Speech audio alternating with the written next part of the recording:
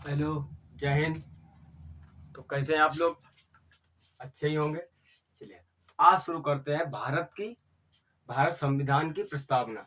जो भारतीय संविधान की प्रस्तावना, तो ये प्रस्तावना जो है हमारे संविधान का प्रमुख भाग है और ये बहुत ही महत्वपूर्ण हिस्सा है।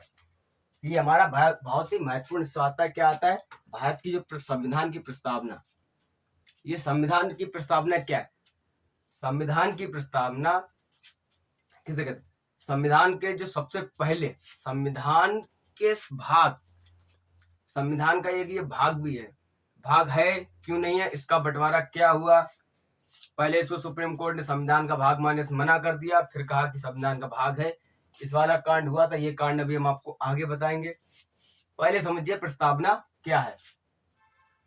भारतीय संविधान में संविधान के एक शुरुआती हिस्से में जोड़ा गया एक प्रमुख पन्ना है। किसका पन्ना है? संविधान के प्रमुख। ये पहला पन्ना है। तो किसका? संविधान का। ठीक है। संविधान में जो प्रस्तावना है, प्रस्तावना में संविधान का पूरा निचोड़ रखा गया। जैसे संविधान में जो बातें कही, ये प्रमुख शब्द हमने ले रखे हैं। ये प्रमुख शब्द हैं, मुख्य शब्द हैं। इन सभी मुख्य शब्दों का वर्णन आपको कहाँ मिलेगा? संविधान में। यहाँ पर सिर्फ शब्द लिखे हैं, पूरा वर्णन आपको कहाँ मिलेगा? संविधान में। प्रस्तावना में क्या मिलेगा? मुख्य शब्द। ठीक है। इसमें आपको संविधान, जैसे अभी मान लीजिए कोई फिल्म है या कुछ भी है, इसको मानिए एक तरफ से ट्रेलर प्रस्तावना को। जैसे कोई भी फिल्म है, उसका ट्रेलर देख के आपको ये अंदाजा लग जाता है फिल्म देख के कि ये फिल्म किस विषय पर बनेगी या किस विषय पर है। रोमांटिक सीन पे है या किसी एजुकेशन पे है या रोबोटिक पे है या साउथ की है जिसका कभी अंत ही नहीं हो। वहां तो ग्रेविटी के नियम भी फेल हो जाते हैं साउथ में। साउथ की मूवी देखेंगे, कभी धां से मारा उधर गिरा, लेकिन चोट नहीं लगेगी। उड़ रहे हैं चार इकट्ठे, वहां तो ग्रेविटी का नियम ही खत्म ही हो जाता है कि ग्रेविटी नाम की भी कोई चीज है। ठीक है। संविधान का पूरा निचोड़ कहाँ आपको मिलेगा? तो संविधान का पूरा निचोड़ मिलेगा आपको प्रस्तावना में। प्रस्तावना में मुख्य शब्द होते हैं कौन कौन से? इस पर देखिए, मुख्य शब्द एक है संप्रभुता। संप्रभुता क्या होती है? संप्रभुता होती है जिसके ऊपर कोई ना हो, हर चीज का निर्णय लेने में सक्षम हो, जिसके ऊपर कोई भी शक्ति ना हो। जैसे अपना भारत है, भारत देश के ऊपर कोई भी शक्ति नहीं, इससे ऊपर कोई शक्ति नहीं है। ठीक है। जैसे मान लीजिए अपने परिवार में आपसे ऐसे आपके घर में कौन है जिसके ऊपर कोई शक्ति नहीं है? सपोज सी बात, पिताजी होंगे, इनसे ऊपर परिवार में किसी की शक्ति नहीं होती है। हमारे यहाँ तो इन्हीं की है, आपके यहाँ पता नहीं। मम्मी की भी हो सकती है, काफी होगी तो मम्मी को होती है, पापा की शक्ति नहीं होती है। ठीक है। देखिए पिताजी की, अब इनसे ऊपर भी शक्ति होती है। इससे अपने दादाजी हुए, ठीक है, दादाजी के हुए। अब इसी पे आ जाते हैं, इसी पर देखिए अपना, जिसे हम उत्तर प्रदेश के हैं, यूपी। अब यूपी के ऊपर कोई शक्ति है तो है, कौन है? भारत देश, केंद्र अपना, सेंट्रल, संघ। इसके ऊपर कौन शक्ति है? संघ, भारत। भारत इसके ऊपर की शक्ति है। इससे ऊपर शक्ति कौन है? भारत है। लेकिन भारत से ऊपर कोई शक्ति नहीं है कि भारत के ऊपर कोई आदेश नहीं कर सकता, नहीं तुम्हें ये करना है। अगर भारत सरकार ने कोई आदेश दिया है तो उत्तर प्रदेश या बाकी राज्यों को मानना ही पड़ेगा। उनके दबाव में है, उनसे ऊपर नहीं है। हर निर्णय यूपी नहीं, अपना हर राज्य अपना निर्णय ले सकती है, लेकिन कुछ निर्णय जो है बिना केंद्र की मदद से नहीं ले सकती। लेकिन भारत, अपना जो देश है, देश के मोदी जी, ठीक है, ये सारे निर्णय स्वयं ले सकते हैं बिना किसी आज्ञा के, बिना किसी की अनुमति के या बिना किसी आग्रह से अपना निर्णय ये स्वयं ले सकते हैं देश के लिए। राष्ट्रपति वो भी सेंट्रल में होगा। इन सभी की बैठक होकर इन सभी की सहमति के साथ अपना निर्णय ले सकते हैं। ठीक है। तो आप समझ गए होंगे कि संप्रभुता क्या होती है। ठीक है, संप्रभुता क्या होती है। और देखिए दूसरा आता है समाजवादी।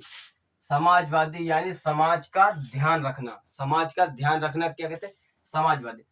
अपने जो भी कार्य है अपना कीजिए, लेकिन अपने साथ साथ समाज का भी ध्यान रखना काफी आवश्यक है। समाज का ध्यान रखना बहुत जरूरी। पता चला किसी क्या, जैसे एक कहावत देखिए, आपको सी तरीके से बनाए कि समाज का ध्यान रखना किसको कहते हैं।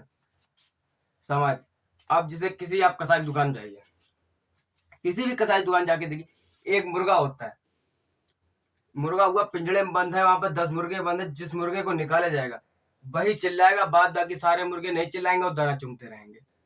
यही हाल लोगों का होता है, यही हाल लोगों को होता है। अगर किसी के साथ बुरा हुआ तो उस पर ध्यान नहीं देंगे, अरे वो उसी के साथ तो हुआ है, लेकिन उसे, उस मुर्गे को जो 10 मुर्गे साथ दाना चुग रहे, तो उसे ये नहीं मालूम इसके बाद इसका भी कटने का नंबर है, इसके बाद इसको भी काटा जाएगा। इसलिए अभी ही एक्शन ले ले, उसे बचाए तो अपना भी सेव हो जाएगा, अपने आप को भी सेव हो जाए।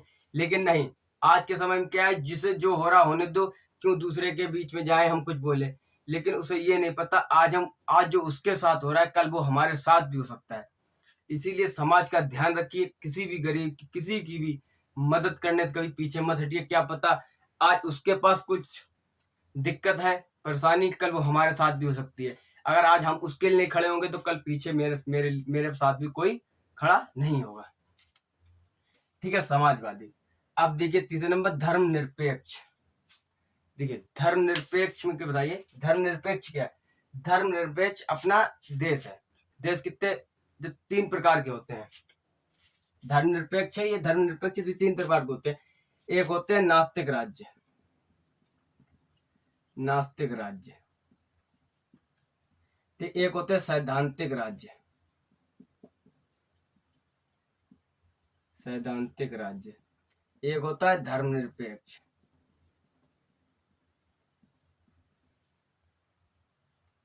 और प्रस्तावना को उद्देशिका भी कहते हैं, या घास फूस जो भी हो लगी है, घास फूस। इसे देखिए, नास्तिक राज्य, सैद्धांतिक राज्य और धर्मनिरपेक्ष, इन तीनों देखिए। नास्तिक राज्य आप मानते हैं, जो किसी भी धर्म को नहीं मानता, हर धर्म का अपमान करने लगता, उसे क्या कहते हैं, नास्तिक राज्य। सैद्धांतिक राज्य, सैद्धांतिक राज्य जैसे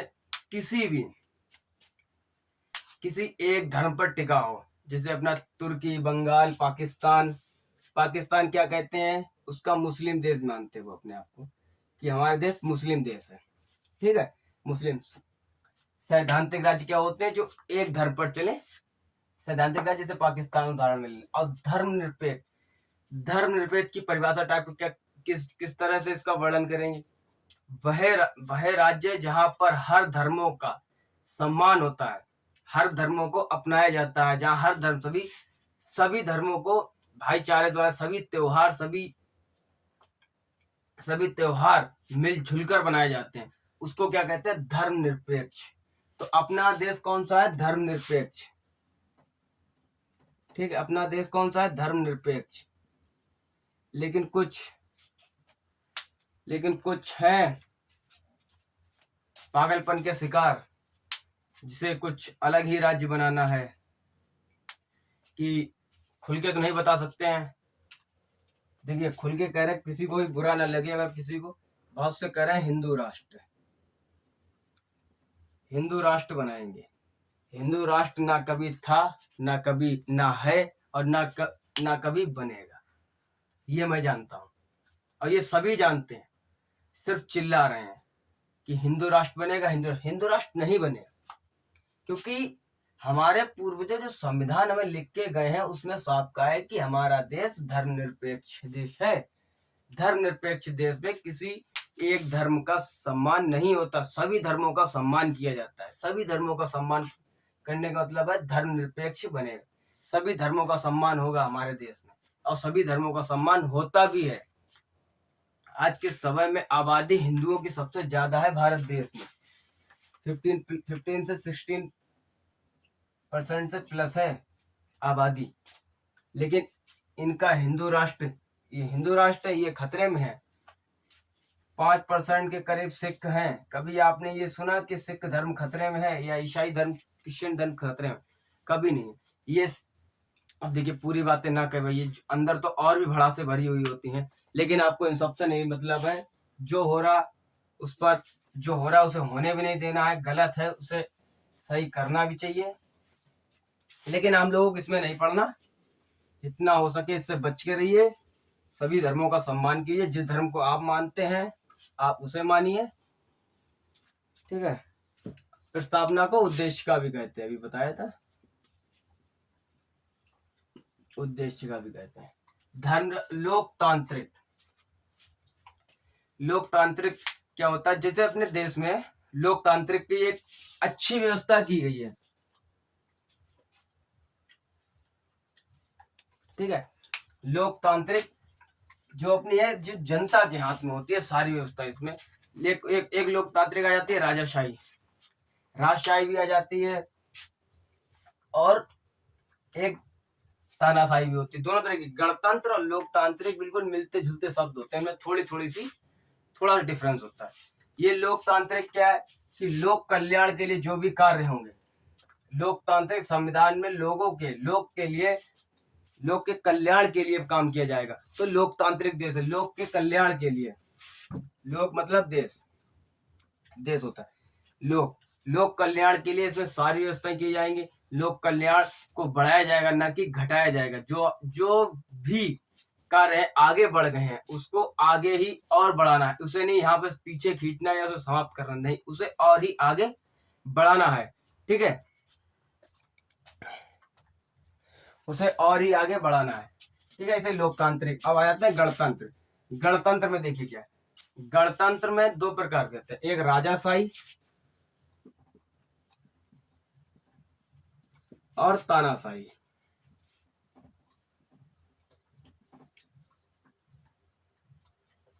राजाशाही और तानाशाही, देखिए राजाशाही और तानाशाही। राजाशाही क्या होती है? राजाशाही और तानाशाही, ठीक है।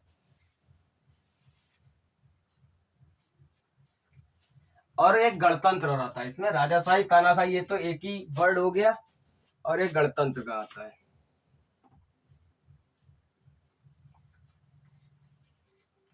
गणतंत्र, ये राजाशाही तानाशाही एक ही चीज।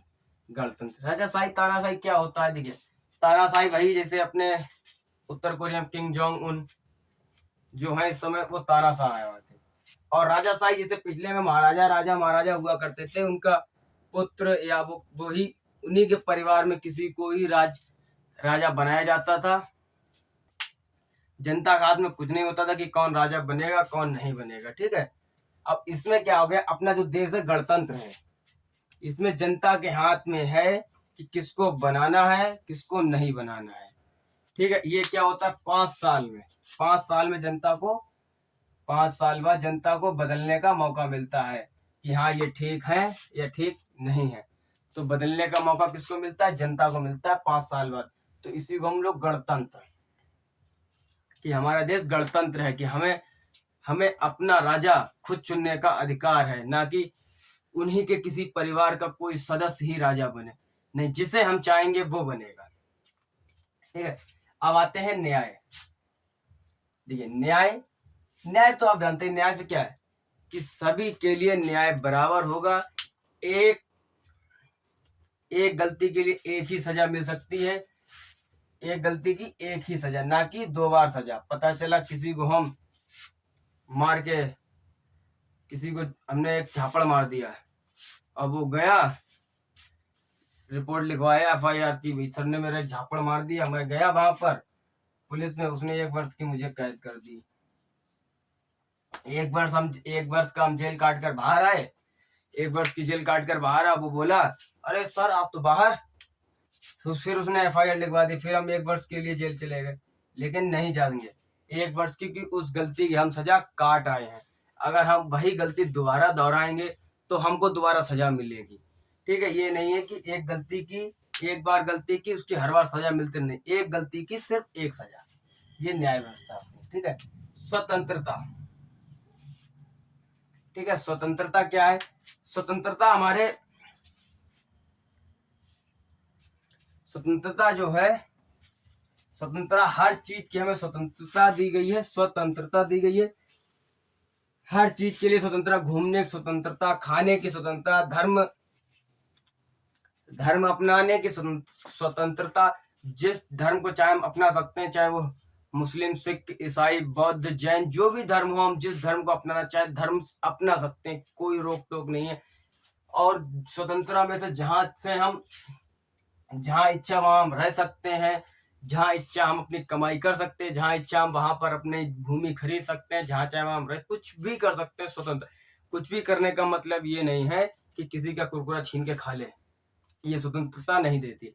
दोस्तों का है तो अलग बात है, किसी की राह चलते हुए किसी का भी कोई पता चला इस समय गर्मी ज्यादा है, कोई नारियल पानी पी रहा, उसका नारियल पानी छीन के पी लिया, वो गलत है, उसकी स्वतंत्रता नहीं देती है। ठीक है, अगर दोस्त है तो आप कुछ भी कर सकते हैं, अगर दोस्त नहीं है तो फिर जैसा आपके लिए होता है। ठीक है, अब आते हैं नंबर 8 पे, समता। देखिए समता के क्या अर्थ होता है कि हर व्यक्ति लिंग,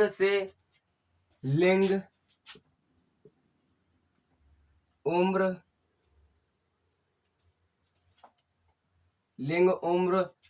काला गोरा लंगड़ा लूला जो भी है, जैसा भी है, हर किसी के भी साथ आप भेदभाव नहीं कर सकते। हर किसी व्यक्ति को समान सम्मान देना चाहिए। सरकार फिलहाल सम्मान सभी को बराबर देती है। जो निचले स्तर के हैं, जैसे कोई विकलांग, उसके कोटे से उसको नौकरी जल्दी मिल जाती है, उसके लिए कुछ छूट भी दी जाती है। ठीक है, सरकार इसको देती भी है। जैसे SC ST के लोग हुए तो उनको सरकार भेदभाव नहीं करती है। भेदभाव करता है तो भेदभाव करता है समाज, सरकार कभी भेदभाव नहीं करती है। भेदभाव करता है तो अपना समाज भेदभाव करता है। ठीक है, इसमें सभी को समान रखने की बात की गई है कि कोई छोटा नहीं है ना कोई बड़ा है। ये सभी बातें अपने प्रस्तावना की दी गई है। अब आते हैं नंबर 9 पे, बंधुत्व यानी भाईचारे की भावना। हर किसी को मिलजुल कर रहना है, ना किसी से लड़ाई करके, ना किसी के साथ गलत करके, आपसी मिलाप करके रहना है। कभी किसी से भी वो नहीं करना है कि हाँ ये वो है ये वे है, हिंदू मुस्लिम सिख के साथ कोई नहीं, आपस में है भाई भाई। ये हमने क्लास फर्स्ट में ये कहानी सुनी थी, हिंदू मुस्लिम सिख ईसाई आपस में है भाई भाई। और सच में ये हकीकत है, ये हकीकत। हमारे भी काफी सिख भी फ्रेंड है, ईसाई फ्रेंड है, मोहम्मदन भी है, मैं हिंदू, लेकिन सभी दोस्त हैं, साथ बैठ के खाते पीते। हमारे बीच में कभी ये भावनाएं नहीं है, ना ही आनी चाहिए। ठीक है, अब ये हो गया बंधुत्व। अब देखिए, अब इसमें एक चीज में आते हैं, प्रस्तावना क्या, जो मुख्य शब्द समझी गए, ना समझ में आया जो भी तो कमेंट कीजिएगा, हम वो भी बताएंगे। अब देखिए इसमें आप प्रस्तावना को लाया कब गया था, ये थोड़ा सा देख लें। प्रस्तावना को लाया कब गया था? लाया गया था 13 दिसंबर 1946 को। किसके द्वारा लाया गया था? तो नेहरू द्वारा, पंडित नेहरू द्वारा इसको लाया गया था। प्रस्तावना को पंडित नेहरू द्वारा लाया गया, तो कहां से लाया गया था? ये अमेरिका से लाया गया था, अमेरिका से लाया गया था। ठीक है, अमेरिका से किसको लाया गया? 13 दिसंबर 1946 को पंडित नेहरू द्वारा इसको प्रस्तावना को अमेरिका से लाया गया था। अब 22 जनवरी 1947 को संविधान सभा ने इसको स्वीकारा। संविधान सभा ने प्रस्तावना को स्वीकारा, प्रस्तावना को स्वीकारा, संविधान में सम्मिलित किया गया। कब इसको स्वीकारा गया? 22 जनवरी 1947 को संविधान सभा ने इसको स्वीकार लिया। हाँ, अब देखिए, अब इसमें ये भाग बन गया था संविधान का। अब इसमें एक दो जगह दिक्कतें आई थी, काफी विवाद भी रहा था इसमें, इसके लिए काफी विवाद होते रहे। देखिए कौन कौन से हुए थे, इसे नोट कर लीजिए, इसे हटा दें थोड़ा। ठीक है,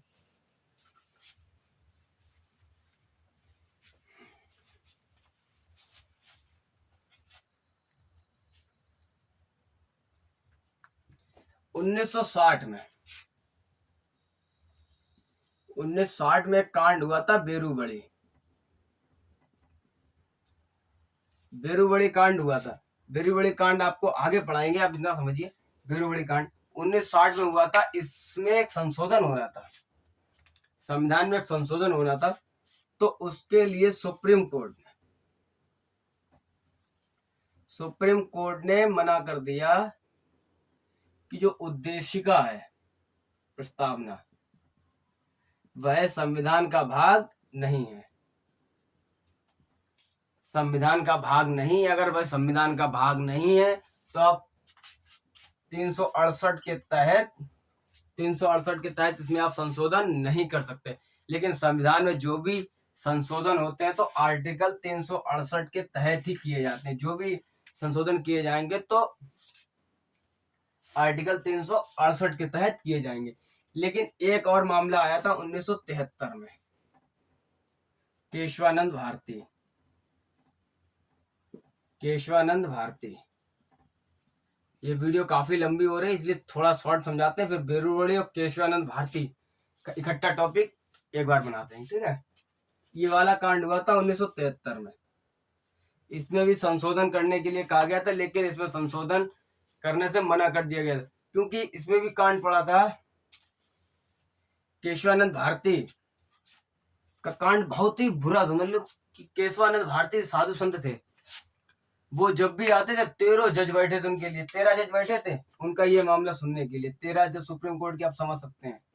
जज का पावर तो कुछ पूछे, जज का पावर बहुत पावर होता है। वो डीएम एसपी को तो ऐसे खड़े खड़े पछाड़ देता, ऐसे पछाड़ देता है, ठीक है। डीएम एसपी का पावर बहुत होता है। आज जब डीएम एसपी का जज के आगे नहीं चलता, समझ लो उसके लिए 13 जज बैठे थे। 13 जज बैठा दिए थे। उसने क्या था कि उसने कोर्ट के ऊपर इतने मुकदमे कर रखे थे, संविधान खोला ये गलती दे मुकदमा, पता नहीं कहाँ कहाँ सब पे मुकदमा कर दिया था। धर्मनिरपेक्ष पे, समता, समाजवादी, लोकतांत्रिक, न्याय व्यवस्था, समता, स्वतंत्रता, बंधुत्व, संप्रभुता, सब पे का ये नहीं, अरे ये गलत, वो गलत, ये गलत, वो गलत, मतलब वो सही था।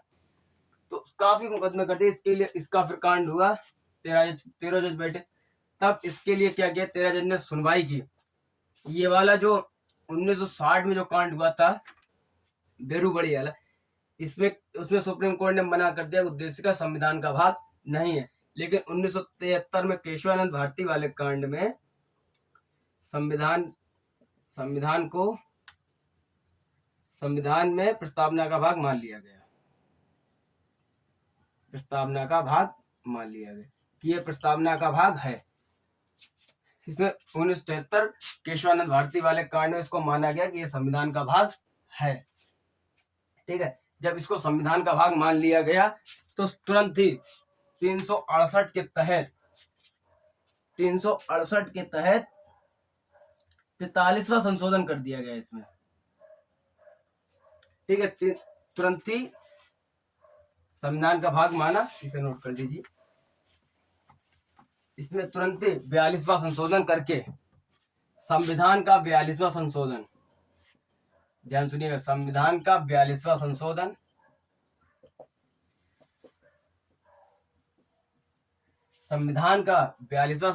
और प्रस्तावना का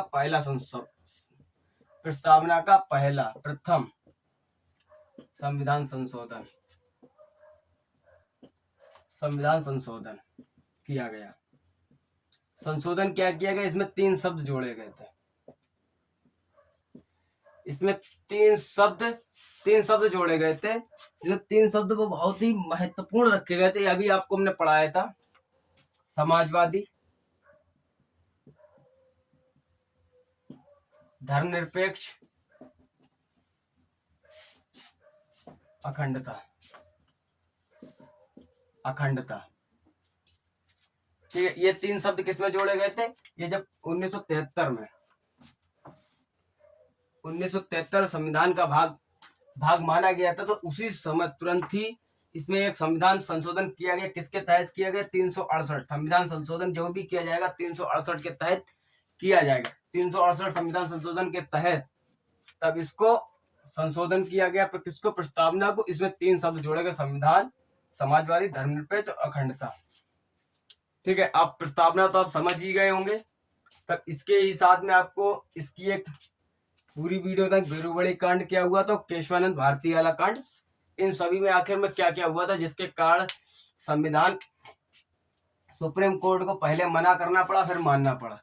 ठीक है, ये पूरा कांड आपको विस्तृत में हम अगली वीडियो में बताएंगे। तो आज के लिए इतना ही। जय हिंद।